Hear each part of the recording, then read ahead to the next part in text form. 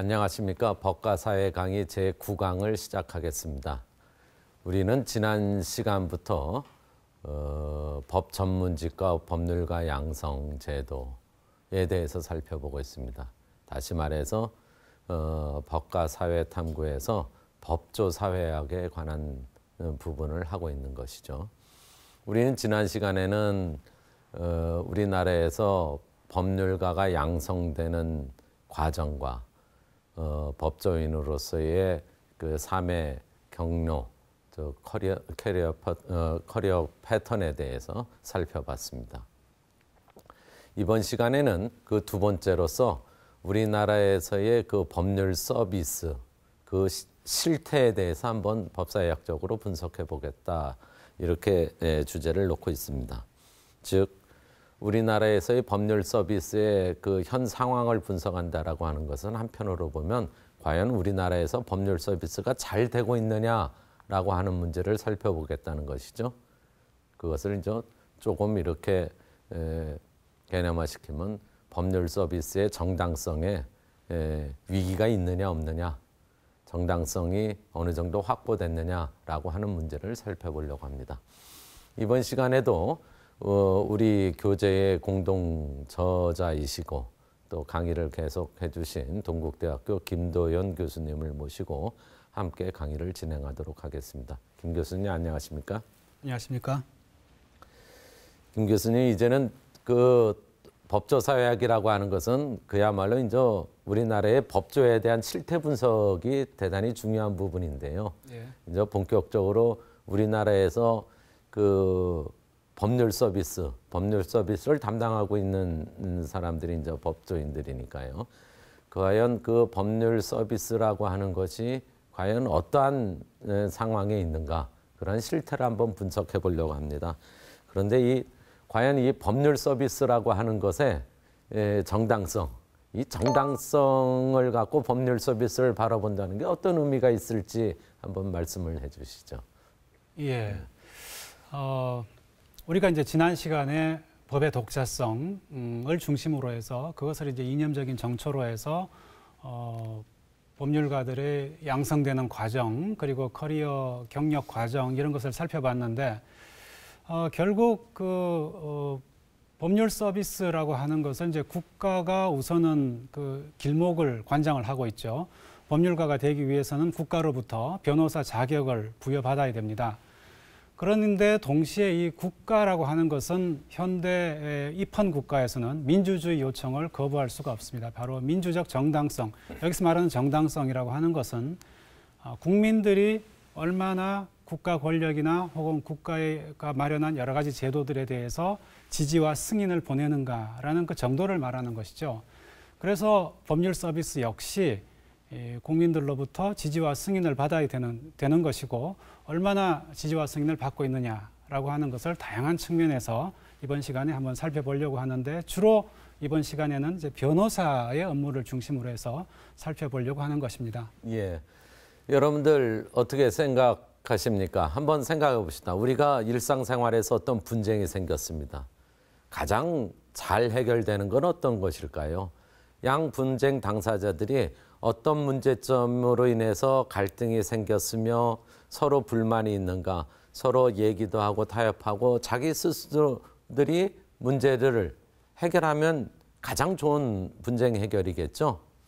그래서 문제점이 생겼을 때, 또 손해가 발생했을 때 서로 그것을 풀어주고 복구해주면서 이렇게 풀어나가야 될 텐데, 그러지 못한 문제들이, 또 그렇게 해결하려도 안 된 문제들이, 또는 어떤 경우에는 일정한 분쟁들은 강제적으로 국가가 해결하려고 법원으로 가지고 들어갑니다. 또 일정 부분들은 분쟁이 해결이 안 되기 때문에 법원에 가서 해결해 달라고 하는 것입니다. 즉, 이러한 일반 국민들 사이에서 분쟁들이 스스로 해결하지 못하는 부분들을 국가가 분쟁을 해결해 주는 그런 서비스를 제공하는 것이 법률 서비스겠죠. 그런데 어떻습니까? 법률 서비스가 잘 되려면 어떻게 해야 되겠죠?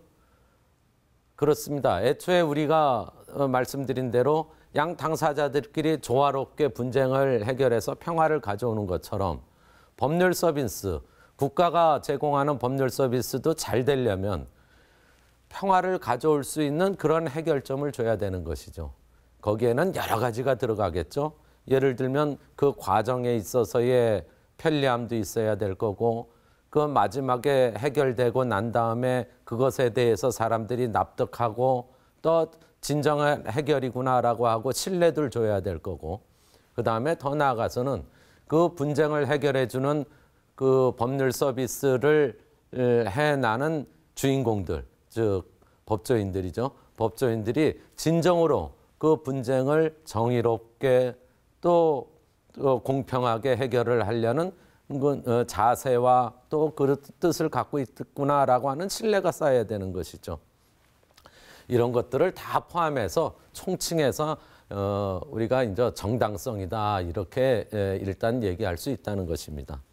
과연 그러면 우리나라에서 법률 서비스, 이 사법 과정에서의 이 법률 서비스라는 게 어느 정도 정당성을 갖고 있을 것이냐라고 하는 문제를 이번 시간에 다뤄보겠다는 것입니다. 거기에는 여러 가지를 살펴볼 것인데요. 특히 이제 변호사를 중심으로 우리가 살펴볼 건데요.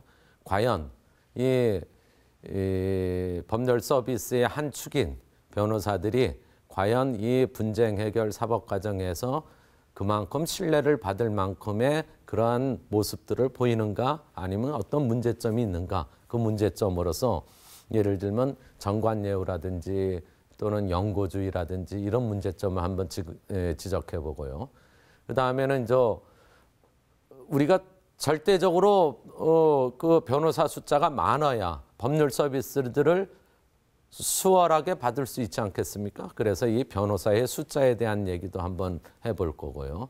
그 다음에 법률 서비스에 어떤 불평등한 것은 없는가라고 하는 그런 문제들과 함께 또 변호사 회사에 대한 얘기들을 살펴보고자 합니다. 그러면 이제 본격적으로 강의에 들어가도록 하겠습니다.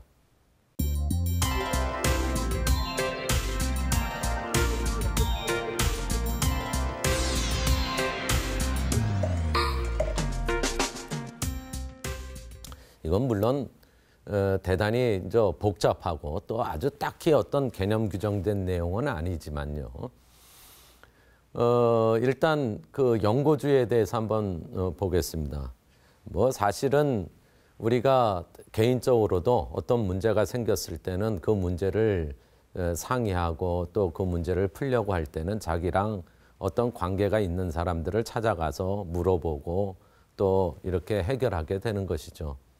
또 하나는 어떤 문제를 해결하거나 어떤 정책 결정하거나 또 판단을 하는 사람들이 자기하고 조금 관계가 있는 사람들이면은 좀 그 사정을 잘 알기 때문에 아무래도 이렇게 그게 기울여지게 되는 것들은 좀 인지상정인 부분도 없지 않아 있습니다. 그런데 이 부분들이 이 영고주의라고 하는 부분들이 사실은 법률 서비스에서 대단히 부정적인 그러한 요소로서 작용되는 부분들이 있다는 것입니다. 김 교수님, 우리가 이제 사실 이제 어떤 문제가 있을 때 인맥이나 아는 사람들을 통해서 이렇게 해결한다라고 하는 것들도 많이 있을 텐데요. 과연 이 법률 서비스와 관련해서 또 사법 과정에 관련해서 영고주의라고 하는 게 어떤 그 부정적인 그런 영향을 미칠까요? 예. 그 과거에는 우리 사법부라든지 법률 서비스가 정치적인 어떤 압력이라든지 정권의 입맛에 따라서 그 결과가 바뀐다든지 하는 이런 문제점이 많이 노정이 됐었습니다만은 적어도 이제 90년대 이후 우리나라가 민주화된 이후에는 이런 외부적인 압력에 의해서 문제점이 발생하는 것은 상당히 줄어들었다고 볼 수 있고요. 그 반면에 법관과 변호사 또는 검사와 변호사들 사이에 이들이 이제 서로 같은 대학 출신도 많고 또 같은 사법연수원 출신이기도 하고 뭐 같은 또 고등학교 출신도 많고 해서 서로 긴밀하게 많이 인맥으로 얽혀 있습니다. 그래서 이들 사이에 이런 인맥 관계의 작용에 의해서 그 실제로 작용한다는 그런 과학적인 증거는 없습니다만은 그러나 사람들이 이런 것이 작용하겠구나라고 하는 것을 짐작을 하고 그것이 이제 변호사 선임으로 이어지고 있는 것이죠.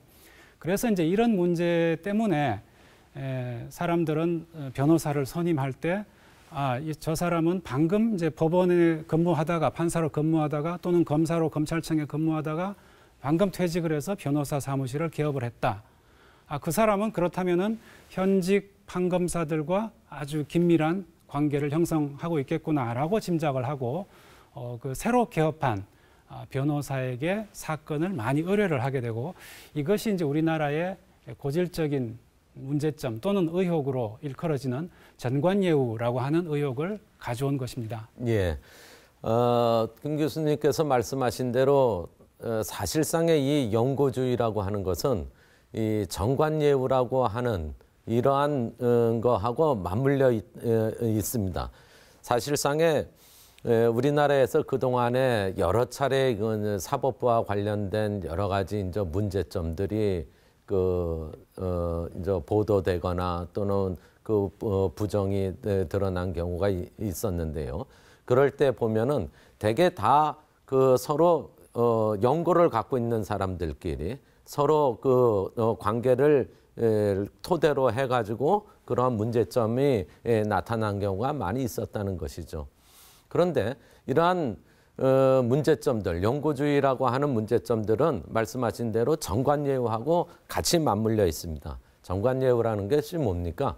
그러니까 법원에 있거나 또는 검찰에 있다가 거기를 이제 사직하고 변호사로 개업했을 때 이 새로 개업한 변호사가 과거에 자기가 머물렀던 법원이나 검찰에 대해서 많은 인맥이나 또는 이렇게 아는 사람들을 통해서 자기에게 맡겨진 사건들을 좀 더 수월하게 이렇게 처리할 수 있도록 부탁하거나 또는 뭐 더 이상의 그런 문제를 야기하는 것이 정관예우겠죠.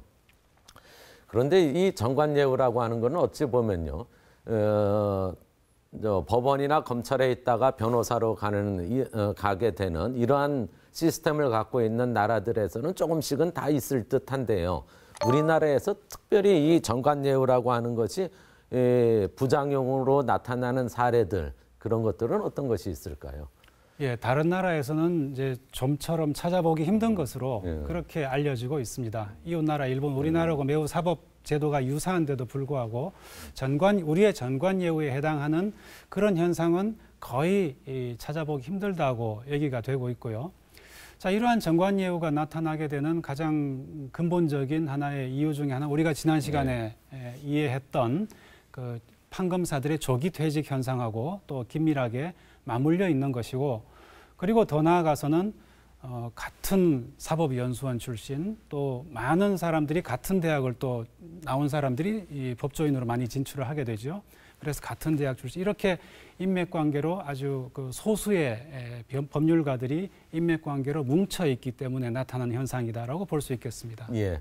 그래서 우리나라에서는 2011년 5월부터는 그 법원에서 판사로 재직하다가